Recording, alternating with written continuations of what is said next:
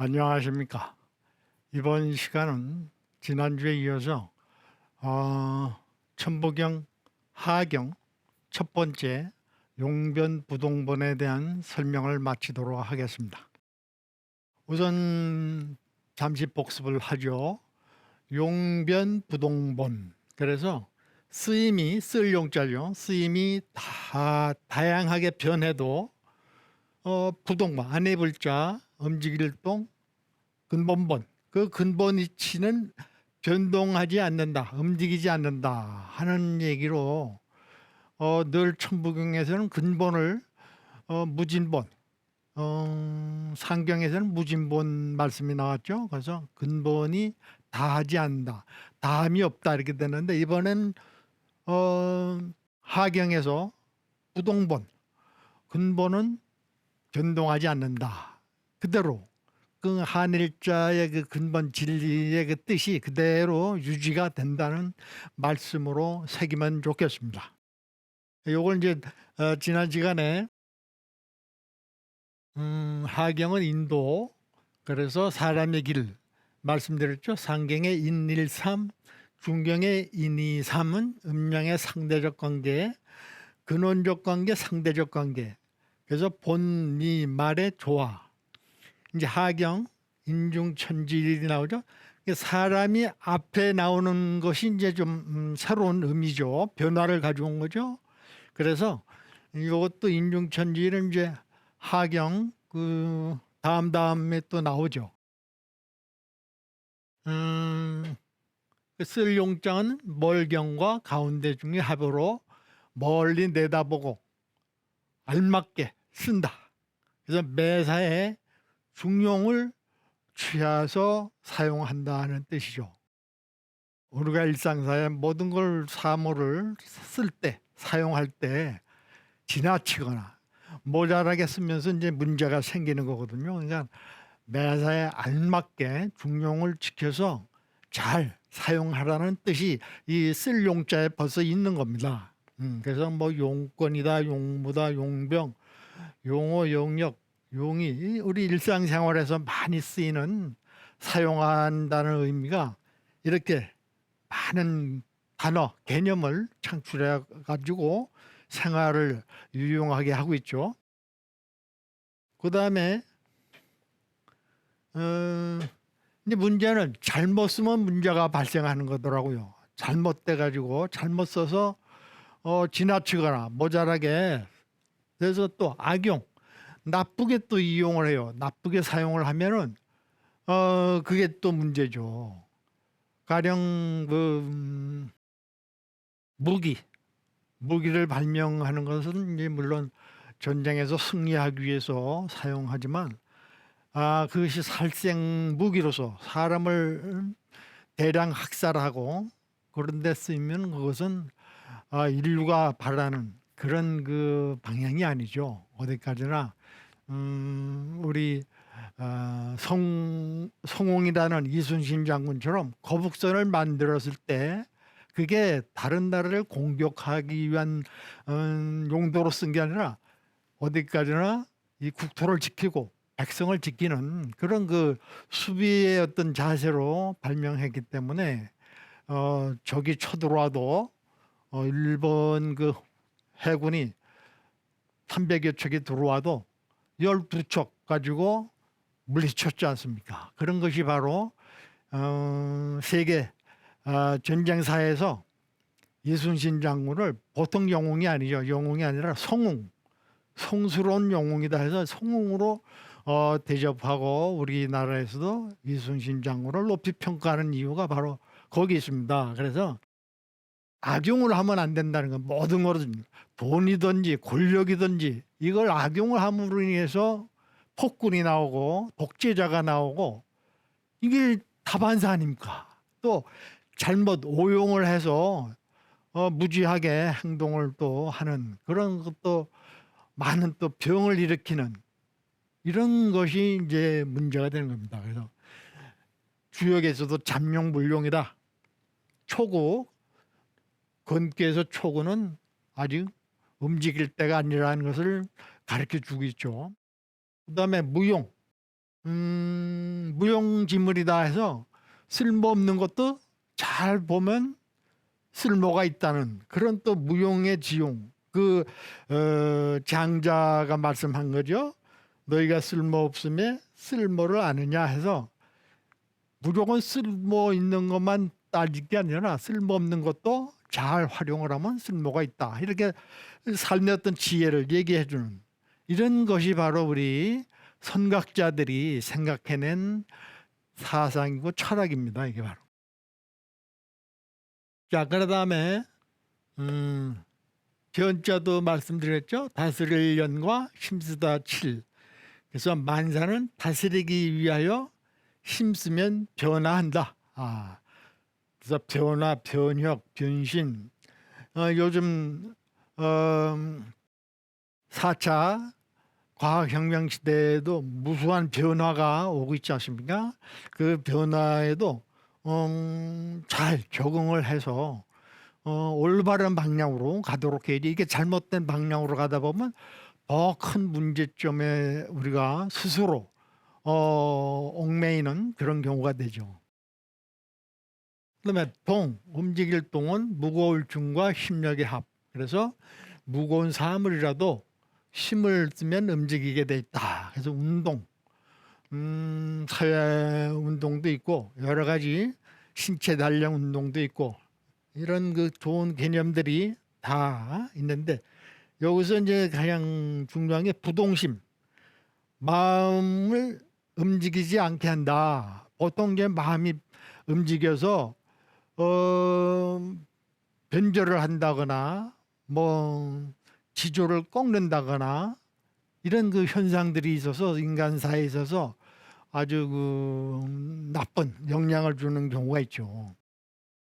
이런 것을 이제 우리가 근데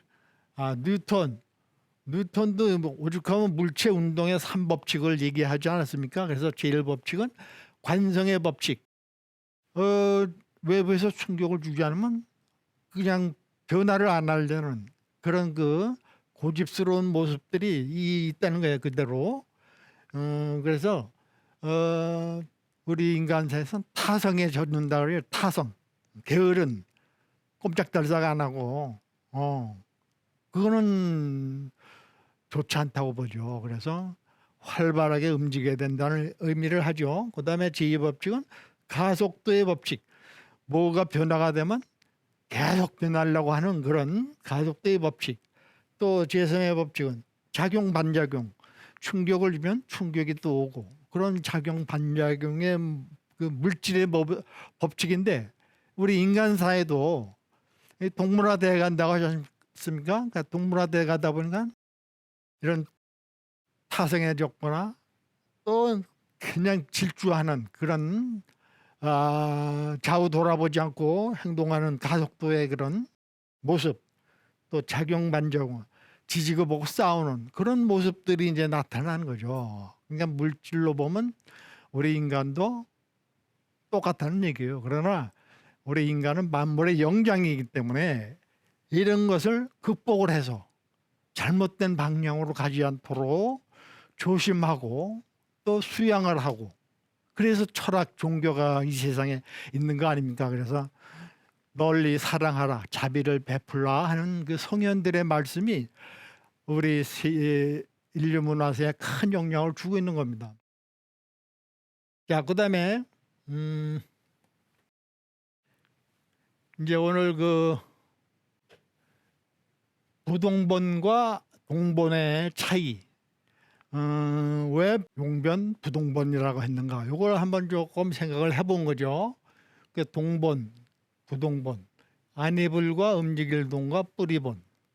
그래서 이 안이불자가 또 나오는데 안이불자는 우리 언어 생활, 문자 생활에 많이 쓰이죠. 부정사로. 근데 한일자하고 사람인자하고 요거거든요. 그래서 한일은 하늘, 하늘이치.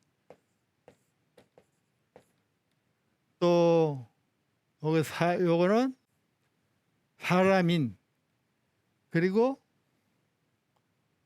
요거는 칼.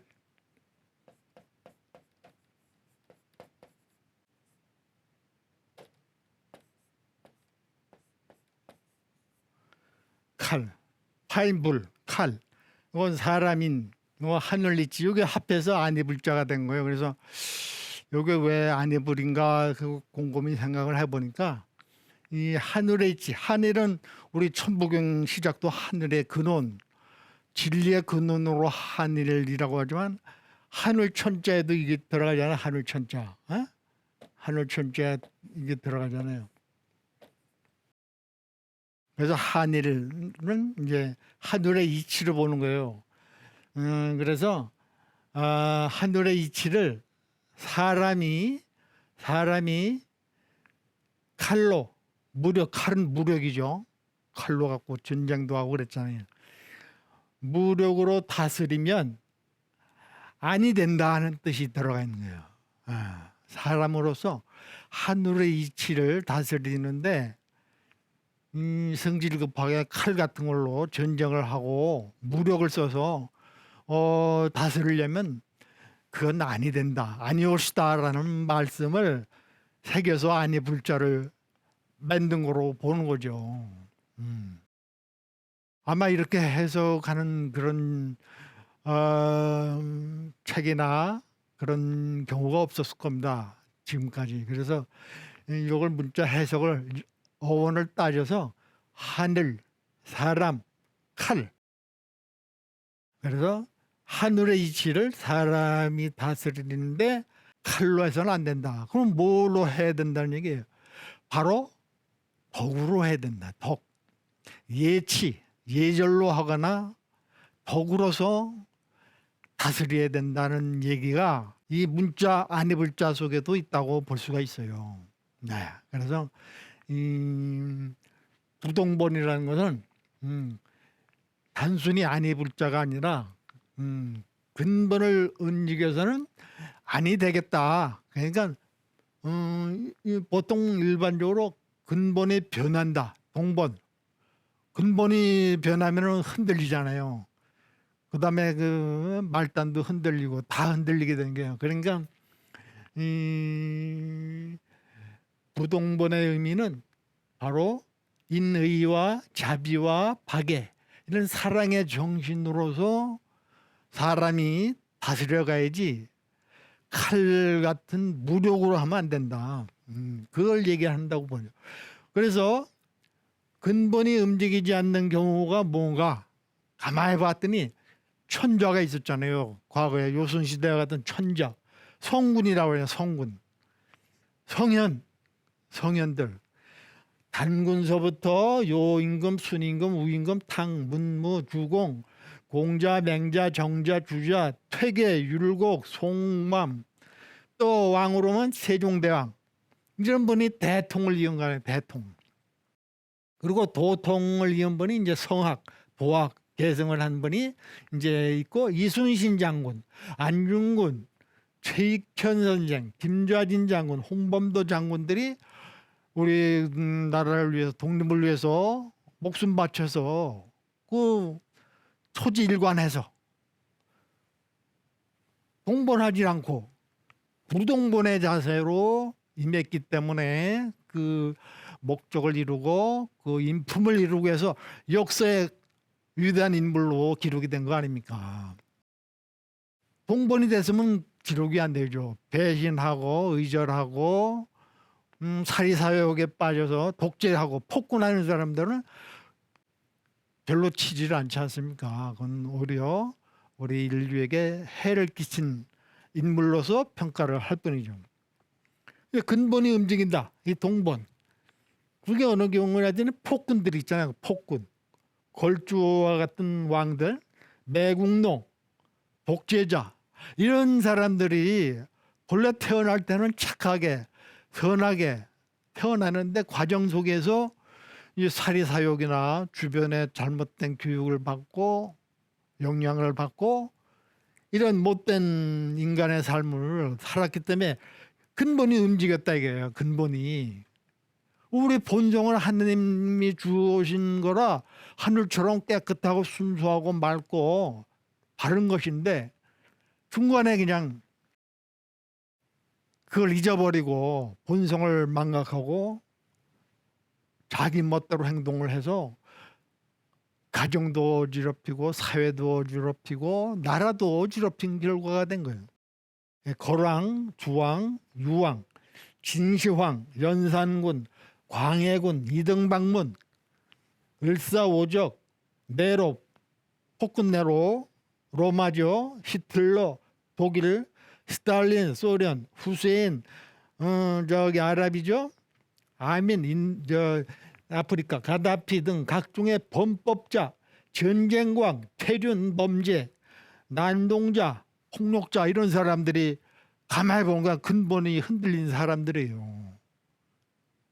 그러니까 뭐가 쉬웠거나 그래가지고 결국은 인류에게 큰 못된, 그래서 무지한 사람을 죽이고 살상을 하고 건물을 파괴한 그런 장본인이 된 거예요. 이게 바로 동본의 근본이 움직인 그런 결과가 아니냐. 그래서 이 천부경에서 부동본을 그렇게 말씀하신 이유가 바로 천자의 그런 하느님의 천명을 받은 사람으로서 올바르게 살아가라는 뜻이 바로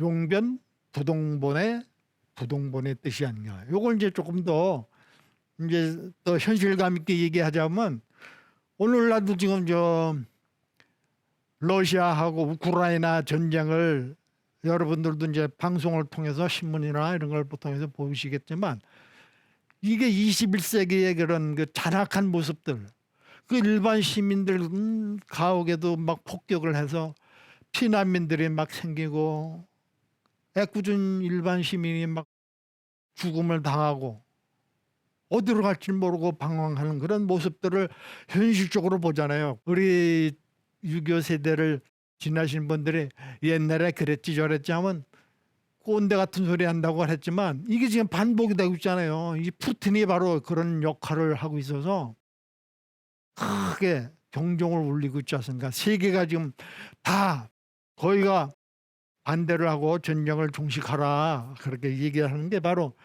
이게 근본이 흔들리고 있는 거예요. 푸틴이 그 나름대로 뭐 대통령 러시아의 또 대통령도 하고 뭐도 하고 장기 집권하다 보니까 이게 근본이 흔들려 버린 거예요. 이게 정권력에 치우치다 보니까 이런 걸 우리가 현실로도 반면 교사로 삼아서 이런 인간이 나오면 안 된다. 그런 얘기를 우리가 할 수 있는 거예요. 자, 그리고 이제 부동본을 이제 부동심, 마음심으로 이제 바꿔도 같은 내용이 돼요. 근데 이 부동심 얘기를 한 게 이제 바로 맹자, 공자를 존모했던 맹자가 이 부동심을 얘기하신 거예요. 근데 고전에 그 앞때 이제 공자 시대에는 공자는 혹하지 말라 이거야. 그게 그거죠. 마음의 그 유혹을 가지고 사물을 보지 말라 이거예요. 혹하지 말라. 이 불혹 안에 불혹. 어떠한 유혹에도 흔들리지 않는 평상심을 체득한 40대 공자님이 스스로 체험한 걸 얘기하신 거 아니에요. 이걸 150년 만에 이제 맹자가 나와서 부동심이다. 그게 바로 부동심이다. 갖고 명분 없는 부귀와 출세에 타협하지 않고 흔들리지 않는 마음을 중시한다. 그래서 올바른 행동을 꾸준히 하여 호연지기를 길러야 된다. 한 번 먹으면 일관된 마음을 초심을 계속 유지할 수 있는 그게 바로 호연지기다. 그런 얘기를 하지 않습니까? 그러한 좋은 예가 우리 이제 조선시대 때 송도 3절 얘기가 있지 않습니까? 첫째가 박연폭포가 예나 지금이나 변함없이 깨끗하게 폭포의 그 맑은 거품을 내리비치면서 흐르는 물. 또 화담 서경덕 선생 유학자죠 그 당시. 그리고 황진이 그 당시 아주 기생이라고도 하지만 종합예술가였죠. 대갓집 딸인데 신분이 좀 그렇다고 해서 이제 기생 역할도 하고 했는데 음악, 무용, 또 한시 여러 가지를 공부를 한 시인이나 다름없죠. 그 당시 지식이나 한 사람인데 이름이 나가지고 하루는 이제 화담 서경덕 선생한테 공부를 하러 갔어요. 그래서 제자로 받아주십사 했더니 흔쾌히 화담 서경덕 선생이 좋다 하고 이제 몇 날 며칠을 공부를 하고 있는데 어느 날 황진이가 수업이 끝났는데도 안 가는 거예요. 우물쭈물하고 뭐 하다가. 그래서 이제 밤자리를 같이 했는데 황진이가 생각은 과연 서경덕 선생, 화담 선생이 어느 정도인가 하고 테스트를 하는 것도 있었겠지만 유혹적인 그런 몸차림을 갖고 같이 밤을 샜는데 화담 선생이 미동도 안 하더라는 겁니다.